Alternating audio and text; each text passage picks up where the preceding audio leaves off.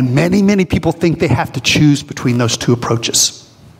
That if you're going to be really religious, then you also have to be really, really superstitious and bigoted and that sort of thing. Have you ever met somebody who, when they found out you were religious, assumed that you believe certain things that you don't believe in at all? As a Presbyterian, I'm getting up there in years, and in my whole life never met anybody that believes in predestination. I've known a few people that pretended to during seminary, but from both sides, there are religious people that assume that if somebody's outside of religion, that they can't have ethics and morals. And that's not very helpful. That assume that if somebody's from a different religion, or if they're agnostic or atheist, that they can't have values. But there's also secularists, the universalists, the cosmopolitans. When he talks about Baptists, right, it's not really Baptist that you're talking about. There's a stereotype of religion. And what Paul's going to try to do is build a bridge between those two elements. And he's saying the same message that he's trying to preach. Now, if you've ever known somebody who is just sectarian, you understand what he's kind of resisting when he talks about Judaism, and you realize he's not really talking about Judaism. He's talking about fundamentalism. He's talking about religion that is, probably most Jews weren't doing that. But he's talking about in the religious community that he's dealing with, that's a problem. There are people who believe you have to be circumcised. If you're a Christian, you can't require circumcision.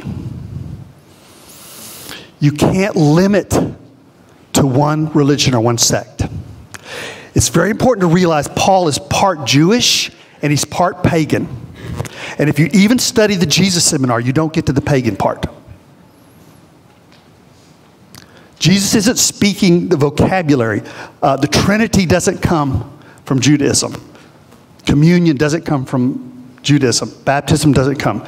Those are adaptations that some Jewish people made, but those have long heritages in the pagan community. The Jesus stuff is a particular religious, the Jewish stuff in this context. And then the Christ stuff is the Greek, the more sophisticated, the cosmic poetry part. If you only have one of those, there's a problem. So we looked at what's wrong if you're too sectarian and religious. The flip side is, if you're so objective that your life has no mythological stories at all, there's nothing that creates a poetry of meaning, then you may have the kind of conversation where the son comes to the father and says, "Dad, what is the meaning of my life?" And the scientist father says, "Well, son, you're a carbon chain reaction. Right? You're a quirk of cosmic, don't worry about it. You have no meaning. Just live your life, die, and get it over with." Thanks, Dad. We have our objective side of our consciousness. We have a subjective side of the consciousness. And in many ways, we're being asked to choose between the two of those. Paul is building a bridge. And the vocabulary for Jesus is personal and particular. And the vocabulary for Christ is universal. That's not obvious when you look at the words in English. If you don't realize that Paul is using a vocabulary that already exists in pagan communities of things like Christ. There are lots of Christs in the world. That's something you're not taught usually in Sunday school. But Dionysus was a Christ, Attis was a Christ. So he has to be specific and say Jesus Christ, not because Jesus is the only way, but because Jesus represents the kind of love that can be, who embodies for you what the principles are going to mean. Jesus embodied love. So when the cosmic poetry comes out, Paul needs to make sure that you're talking about that kind of love. that the language of Christ, the universalism, has to be a magnification of love, of the qualities that Jesus had as a person. Because there's all kinds of options in the ancient world. But notice what Paul does. He's very clever. He doesn't talk about Jesus specifically in his writings. I think he sent the people out to write the Gospels that give the particular story. I think the Luke and the Mark are not disciples of Jesus. They're disciples of Paul. So I think he was very aware of the personal and the particular. That's the only starting place we have as human beings. But he wants to expand that, and he does so by doing something remarkable. He says, I've resolved to know only Christ, Jesus Christ, and him crucified. Now think about why you would do that. Why would you leave out the specific stories of Jesus? Why would you then do this pagan poetry of the cosmos and the human role in the cosmos? In this pagan cosmic poetry, the Savior spoke not only as a particular person, but as particularity itself. And this is what I think is missing in much of modern theology. When Jesus says, I am the way, I'm the path, he's talking about all particular beings, not just himself. What you do the least of these, you do to me. There are a number of I am sayings, and the church only hones in on one, right? If you don't come through me, you don't come at all. But there's a number of them. And all together, they represent the interconnectedness of life and being. Jesus is giving his life to be an example of what a human being could be. He reveals what a human being is to us. And then Paul is going to expand that into the cosmic poetry. You have to start with the particular. It's like a telescope. You have two lenses. You have the little bitty one and you have the great big one. If you look through the great big one, you're in trouble, right? If you start trying to think universally, you're projecting your particularity onto the whole universe. When you go more profoundly and more deeply into who you really are, you realize that you're not that different. You're an expression of a common life. So just as Buddha said you have to love this flower, this tree, it's not enough to say you love nature if you hate bugs and that kind of thing. Theologically, each person, not just Jesus, but each individual particular person is the way, is the path, is the door to the sacred, to the universal. I've told you before that when Buddha was trying to find the teacher that would follow after he was teaching, he didn't do a sermon. All he did was lift up a flower. And he watched for the person who could be moved by the flower. The person who could respond to the particular responsibility. Remember the saying in Buddhism, if you meet the Buddha on the road, kill him? It's true of Jesus too. Because what the story is supposed to be is a window into who you are as a child of God.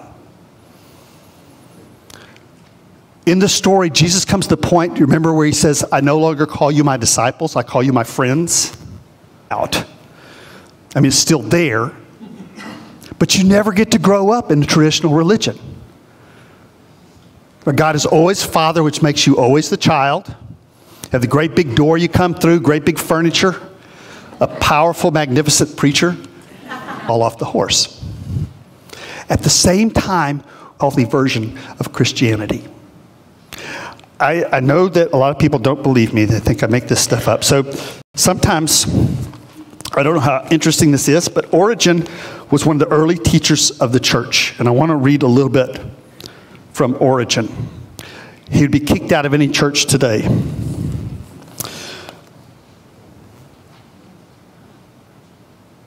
If any has come, we see that owing to Christ, there are many Christs in the world who, like Jesus, have loved righteousness and hate iniquity. And therefore God, the God of Christ, anointed them also with the oil of gladness.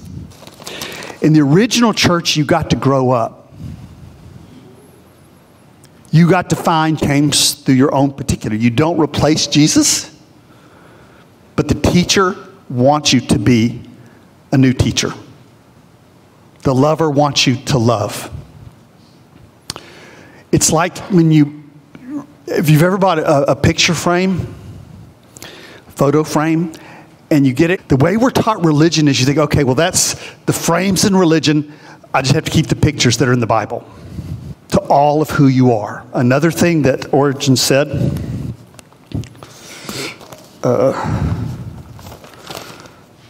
he said, you yourself are even another little world and have within you the sun and the moon and also the stars. See, Carl Sagan wasn't the first to realize that. That we are both personal social beings, we're also cosmic events. And the wonderful thing is you have the particular symbol of Jesus to go back to. It dissolves, it opens you to your own sacred calling. And then when you fall off the pony the next day, the particular symbol is still there. But it's always an invitation to the larger life, to sharing, to looking through the telescope from the small end so you can see a larger world.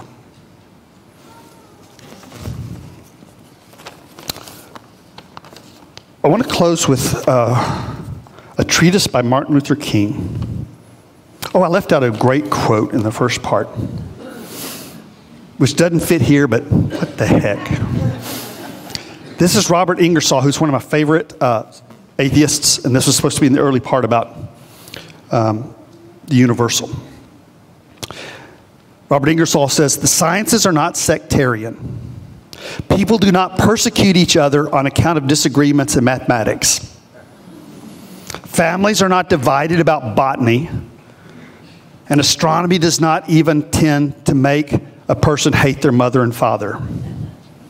It is what people do not know that they persecute each other about. Science will bring not a sword, but peace. I like that. Origen again said, what good does it do to me if Christ was born in Bethlehem once, if Christ is not born again in my heart through faith? See, in the early church, you got the commission, you got the calling. And that's what Jesus was always trying to say from the beginning. I want to close. I've got two more quotes. This is by Martin Luther King, and I thought this would be a good weekend to remember him. And this comes from his student days in seminary. Now imagine a Southern Baptist. He's writing a book on the divinity of Jesus. And he's looking at this split between the universal and the particular. And he's realizing the particular version of Jesus and the universal are not going to work in his setting, in his life. Right? They're not going to set his people free.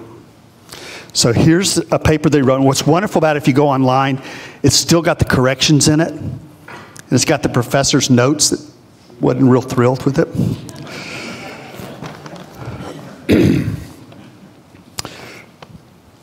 He says, the very young Martin Luther King says, most of us are not willing to see the union of the human and divine in a metaphysical incarnation. He's not buying the supernatural thing. Yet amid all of our difficulty with the pre-existent idea and the view of supernatural generation, we must come to some view. Then can we, in the liberal tradition, find the divine dimension in Jesus. We may find the divinity of Christ not in his substantial unity, in their true divine calling, that of becoming a true child of humanity. He calls it Son of Man, child of humanity, by becoming a true child of God, or this, he said, Son of God. That here's this young man trying to find his prophetic calling, and he's saying that Jesus' willingness to love the sacred is what opened his calling to be the servant of humankind, that they're not separate. It is the achievement of a person who has, as nearly as we can tell, completely opened their life to the influence of the divine spirit. The appearance of such a person, more divine and more human than any other, and standing in closest unity at once with God and humankind, is the most significant and hopeful event in human history.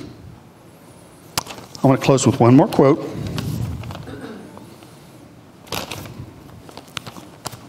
This is from Joy Bell. And this is what it feels like when you have the particular and the universal in harmony. I believe that the heartbeat of God can be felt in everything. The concept of God is not aloof to me, nor is it difficult for me to grasp. When I see the tender embrace of a parent, I see God. When I breathe God. God moves inside my lungs. I am not without God because God is in everything. I invite you now to your own reflection on these words.